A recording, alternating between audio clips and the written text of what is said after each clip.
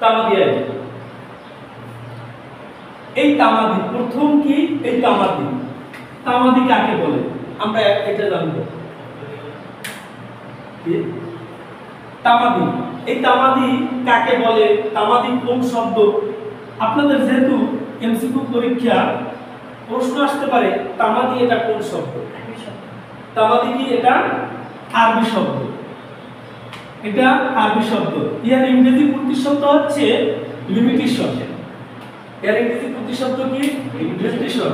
এর অর্থ হচ্ছে বিলুপ্ত হওয়া, বাধাপ্রাপ্ত হওয়া, অচল হওয়া, একটা নির্দিষ্ট সময় অতিক্রান্ত হওয়ার পরে কি আপনি কি আর ওই প্রতিকারটা পাবেন না। এখন এই তামাদি আইনটা আসে কোথা থেকে? আসছে সূর্যাস্তের আইন, 1793 থেকে এই আইনটা আসে। আইনের নাম কি? সূর্যাস্তের আইন। এই আইনের প্রণেতাটা কে? এই আইনের প্রণেতা হচ্ছে লর্ড কর্নওয়ালিস। এখন আপনাদের প্রশ্ন আসতে পারে যে এই তামাদি আইনের জনক কে? জনককে তামাদি আইনের লর্ড কর্নওয়ালিস। এরপর হচ্ছে এমসিকিউ প্রশ্ন আসবে তামাদি এটা কোন শব্দ? ইংরেজি শব্দ না ফার্সি শব্দ না ল্যাটিন শব্দ? তামাদি এটা আরবি শব্দ। তাহলে এর ইংরেজি প্রতিশব্দ কি? লিমিটেশন। অর্থ কি? বাধাপ্রাপ্ত হওয়া, অচল হওয়া, বিলুপ্ত হওয়া, নির্দিষ্ট সময়সীমা অতিক্রান্ত হওয়াও কি আপনি বলতে পারবেন। এখন এই যে আমরা তামাদি আইন বললাম, আপনারা টোটাল তামাদি আইনের 29টি ধারা পড়বেন, 183টি অনুচ্ছেদ পড়বেন, কোথাও কিন্তু কি এই তামাদির কোনো ডেফিনিশন পাইবেন না। কিন্তু তামাদি আইনের ডেফিনিশন আছে 2 ধারায়। কথাটা বুঝছেন? ডেফিনিশন আছে কত ধারায়? 2 ধারায়। কিন্তু তামাদি কাকে বলে সেই ডেফিনিশনটা কি তামাদি আইনে নাই। তবে আপনারা যখন টোটাল তামাদি আইনটা পড়বেন তখন আপনি বলতে পারবেন তামাদি আইনের ডেফিনিশন কি। যে আইনের ধারা নির্ধারিত সময়সীমার মধ্যে মামলা, আপিল, দরখাস্ত দাখিল করা হয় তাকে আমরা কি বলি? তামাদি আইন বলি। এখন নির্ধারিত সময়সীমার মধ্যে কি আমরা এই বিল্ডিংটা ভাড়া আছে, আমাকে যদি কেউ দখলচ্যুত করে তাহলে আমাকে কয় ধারা মোতাবেক মোকদ্দমা দায়ের করতে হবে? 9 ধারা মোতাবেক। কত দিনের মধ্যে মোকদ্দমা দায়ের করতে হবে?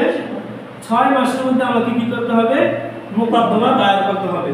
এখন 6 মাস পরে যদি আমি মোকদ্দমা দায়ের করতে চাই, খাস দখল পুনরুদ্ধার তাহলে আমি পারবো না। যদি আমার মালিকানা থাকে সেক্ষেত্রে কি আবার আমি 12 বছরের মধ্যে কি করতে পারবো? মোকদ্দমা দায়ের করতে পারবো। যেহেতু এখানে আমার মালিকানা নাই তাহলে আমাকে কি নির্দিষ্ট সময়ের মধ্যে কি করতে হইবে? মামলাটা দায়ের করতে হইবে। এখন আমরা তামাদি আইন কিভাবে বুঝলাম? তামাদি আইন যে আইনের ধারা নির্ধারিত সময়সীমার মধ্যে মামলা, আপিল, দরখাস্ত দাখিল করা হয় তাকে আমরা কি বলি? তামাদি আইন বলি। এখন এই তামাদি আইন যে আমরা পড়ব, এই তামাদি আইনের উদ্দেশ্যটা কি? একটা এখানে আমরা কোচিং সেন্টার নিচ্ছি, একটা উদ্দেশ্য আছে, যারা বার কাউন্সিলের পরীক্ষার্থী আছে আমরা তাদেরকে পড়াবো, এটা আমাদের উদ্দেশ্য। কিন্তু এই তামাদি আইনের উদ্দেশ্যটা কি? তামাদি আইনের উদ্দেশ্য হচ্ছে সমাজের মানুষের মধ্যে অধিকার সম্পর্কে শান্তি নিশ্চিত করা। এই তামাদি আইন বলে দেবে একটা নির্দিষ্ট সময় পর্যন্ত আপনি প্রতিকার পাবেন, নির্দিষ্ট সময় অতিক্রান্ত হওয়ার পরে আপনি আর কোনো প্রতিকার পাবেন না। সেটা তো বললাম যে খাস দখল পুনরুদ্ধার মোকদ্দমা হচ্ছে দায়ের করতে হবে 6 মাসের মধ্যে। আপনি যদি 6 মাস পরে যান আপনি কোনো প্রতিকার পাবেন না। এই তামাদি আইন সচল ব্যক্তির পক্ষে থাকে, আর যারা অচল তাদের পক্ষে কি থাকে না। তেমনি বার কাউন্সিল কি করছে জানেন? 2020 সালের পরে যার আছে সব গতি সে করবে ওকালতি, আর যার কোনো গতি নেই সে ওকালতি থেকে আসার দরকার নাই। এখন আমাদের গ্রামে একটা কথা ছিল যে যার নাই কোনো গতি সে করবে ওকালতি। এই কথা এখন যদি বলে তাহলে সে উত্তম আইন দিবে না। এখন ওকালতি করতে হলে সব গতি লাগবে। যার এই কথা কিন্তু আমরা উল্টেই ফেলাইছি 2020 সালের পরে, যার আছে সব গতি সে করবে কি ওকালতি। তাহলে আমরা এখানে কি কি আলোচনা করলাম আবার একটু রিভিশন দিই। তামাদি এটা আরবি শব্দ, এর ইংরেজি প্রতিশব্দ লিমিটেশন। এটা সূর্যাস্তের আইন 1793 থেকে এর উদ্ভব হয়।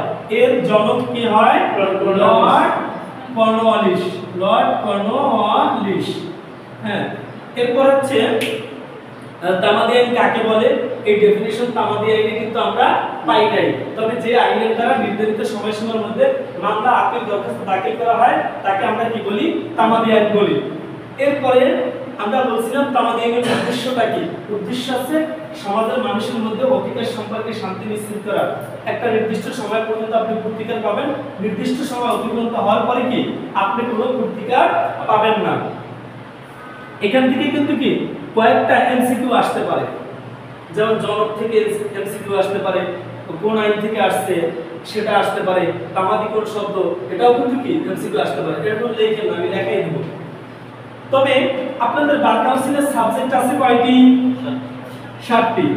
এই 7টা সাবজেক্টের ভিতরে একটা আইন হচ্ছে স্বয়ংসম্পূর্ণ আইন। সেটা কোন আইন? তামাদি আইন। জিনিস ভাই, একটা আইন স্বয়ংসম্পূর্ণ আইন কোনটা? তামাদি আইন। এটা কিভাবে স্বয়ংসম্পূর্ণ? এটা চলতে গেলে কারো সহযোগিতা লাগে না। সুনির্দিষ্ট পূর্তিকার আইন চলবে, কিন্তু তামাদি আইনের সুবিধা একই, সহযোগিতা দিতে হইবে। দেওয়ানি কার্য যদি চলবে তার কি সহযোগিতা দিতে হইবে, ফৌজদারি কার্য যদি চলবে তার সহযোগিতা লাগবে। তাহলে এর কারো কি সহযোগিতার দরকার হয় না। তাই আমরা কি বলতে পারি? 7টা সাবজেক্টের ভিতরে এই আইনটা হচ্ছে স্বয়ংসম্পূর্ণ আইন। এই হচ্ছে প্রাথমিক আলোচনা। এরপরে আমরা খণ্ডকার বিধিবদ্ধ হয় কত সালে এই বিষয়টা আমরা জানবো। তবে আমি যতটুকু বলছি আমি একটু লেখাবো। জি, এবার লেখেন, সাবজেক্টের নাম লেখেন।